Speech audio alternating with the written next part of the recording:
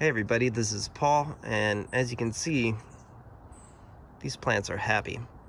Now, this is the results of my experiment, and I'm going to teach you how I make my version 2 growing media now that I've been spending this season working with VermisTerra. Now, first off the bat, I didn't believe that this would work, but they proved me wrong. This is 3 parts coconut coir to 1 part earthworm castings. And the Lisa is just as large as the other cuttings with new growth, as you can see, compared to my soil mixtures. So wow, that's pretty cool. 2 ingredients in that growing media, and these plants seem happy.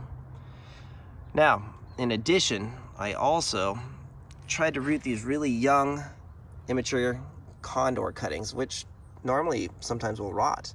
People would say, hey, they would never recommend or sell these, so don't ever buy dragon fruit cuttings this size, please. I mean, if they give them to you, that's fine. But look, I got them to root. So that's just coconut coir and earthworm castings. And these are my growing media.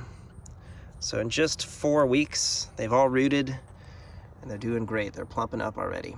So let me go show you how and why I've revised my soil mix. So basically, this is what it looks like when it's done. The only problem is I cannot hunt down any pumice. I like to add a little bit of pumice. I can't source it anywhere.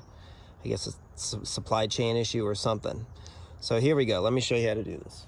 Now, first you got to take your coconut coir and make sure it's ready for plant material and has all 3 parts: the pith, the husk, and the chips. And you get it wet and then get it nice and broken down like that. That's your first step. Step 2, I'm going to add plenty of worm castings to this.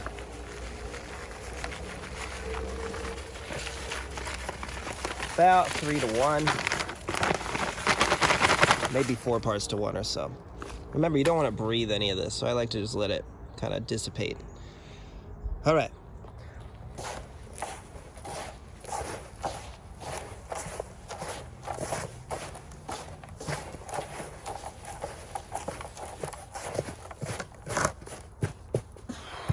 Okay, so you don't breathe that.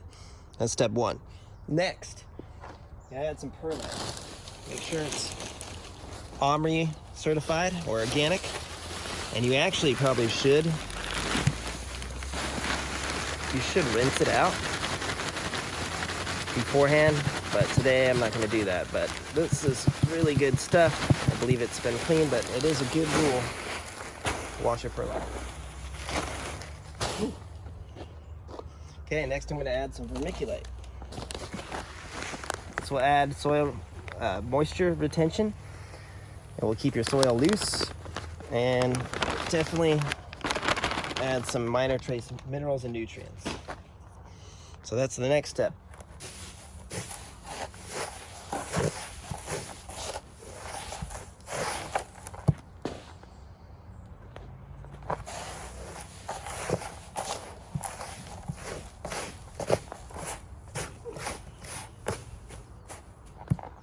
Okay, so now the most critical step is using a high quality potting soil. I really like Happy Frog's potting soil by FOXFARMS. That's what I use.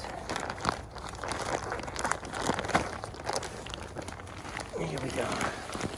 I like to make it about 50%, 50-50.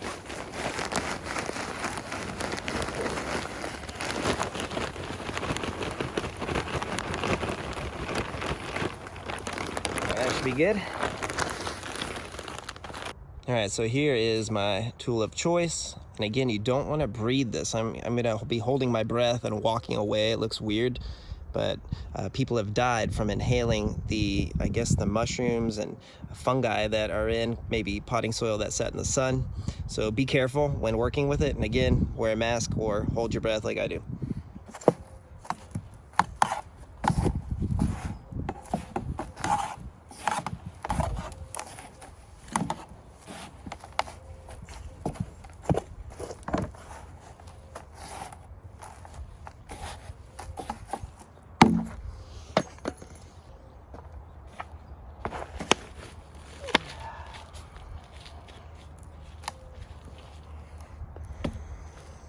Whew, so there you go. That's what it looks like. Dry. And I honestly can set wet cuttings into this if I keep it out of the water in full shade, and it will not rot them. And then after about a week, 10 days, I start watering them lightly on the plant flesh and the root. Not a problem. So there you go. Give us a like and a subscribe, and hopefully you'll give our growing media a shot for dragon fruit. I do recommend a slightly different mixture for Solanacereus or yellow-skinned varieties, especially the Megalanthus, because they have slightly different root and soil needs, slightly different biology. All right, there you go. Have a wonderful day.